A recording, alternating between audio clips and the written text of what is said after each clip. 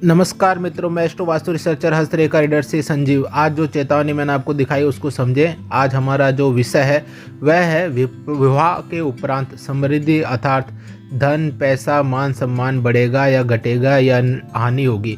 यह हम स्त्री पुरुष दोनों की कुंडली से देख सकते हैं। यह नहीं होता है कि स्त्री के जीवन में आने से ही धन समृद्धि मान आएगी। यह भी हो सकता है विवाह के उपरांत जो पति है उसका धन मान संपत्ति बढ़ने का योग पत्नी से जुड़ा होता है और इसी प्रकार पत्नी का पति से जुड़ा होता है।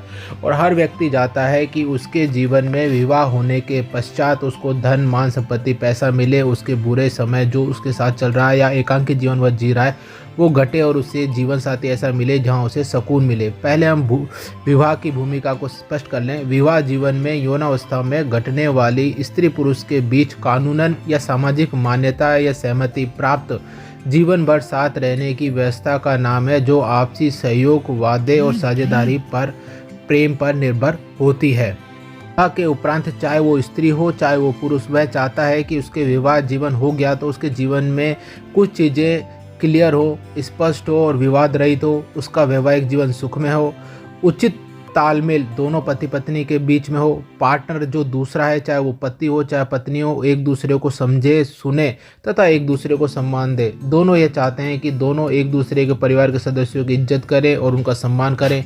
रिश्ते में जो है प्रेम और विश्वास हो। आपके रिश्ते वैवाहिक जीवन होने के बाद आपकी वंश वृद्धि बढ़े तथा बच्चे भी अच्छे गुणी निकलें तथा जातक के परिवार या जातक को धन, मान, समृद्धि प्राप्त हो।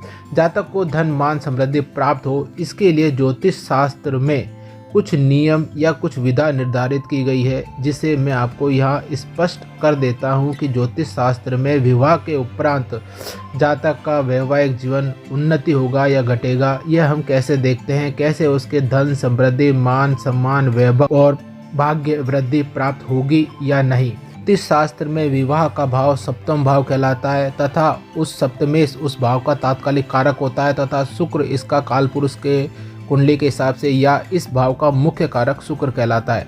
यदि जातक की कुंडली में सप्तमेश जो तात्कालिक कुंडली में होता है वह जातक या जातिका की कुंडली में तीसरे, छठे, 11वें, 10वें भाव में बैठे, तब आप यह मान के चलें कि इस भाव से उसे धन, मान, संपत्ति मिलेगी।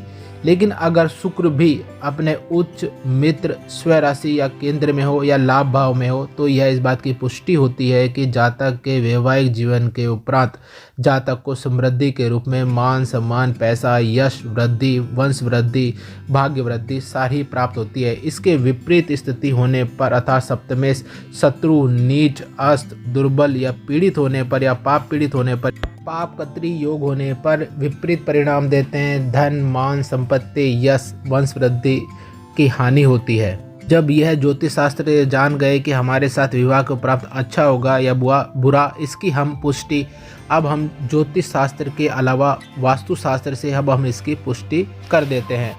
वास्तु शास्त्र में जो पश्चिम की दिशा यदि आपकी हल्की है, खुली है, कम निर्माण युक्त है, प्रकाश युक्त है या ढकी हुई नहीं है, या विपरीत पद वास्तु संरचना से युक्त है, या नकारात्मक पद वास्तु संरचना से युक्त है, या प्रवेश द्वार पुष्पदंत या वरुण पद पर स्थापित नहीं है, प्रवेश द्वार आपके पित्तर, द्वारिक, रोग, पाप, यक्ष्मा, शोक पद पर स्थापित है, तब आप यह मान के चले कि महिला मानसिक और शारीरिक रोग से, असाध्य रोग से पीड़ित हो सकती है। साथ ही उसका दाम्पत्य जीवन और धन, मान, संपत्ति की हानि भी हो सकती है। यदि उसका वायव्य कोण भारी कर रखा है तो इस बात की पुष्टि होती है कि आपकी पत्नी मानसिक या शारीरिक रूप से रुग्ण होगी। इसके साथ ही इसकी ज्योतिष शास्त्र में हम इसको देखते हैं कि सप्तमेश यदि या शुक्र छठे, 8वें भाव में हो तो आपकी पत्नी या पति विवाह के बाद बीमार रहता है और यह इस बात की पुष्टि करता है। इस स्थिति में हमें अच्छे ज्योतिष शास्त्री या वास्तु शास्त्री से अपनी कुंडली या घर को दिखवाना चाहिए तथा जो शुक्र के या सप्तमेश जो तात्कालिक कुंडली में बन रहा है उसमें कोई समस्या है या कोई विरोध हो रहा है या कोई नकारात्मक स्थिति बन रही है तो उसको तत्क्षण इलाज करवाना या उपाय करवाना चाहिए, जिससे कि ऊर्जा संतुलित होती है और ऊर्जा संतुलन से हमें यह नुकसान बहुत कम प्राप्त होते हैं। आपने हमारी वीडियो को सुना, इसके लिए आपका धन्यवाद। परमात्मा आप पर कृपा करे।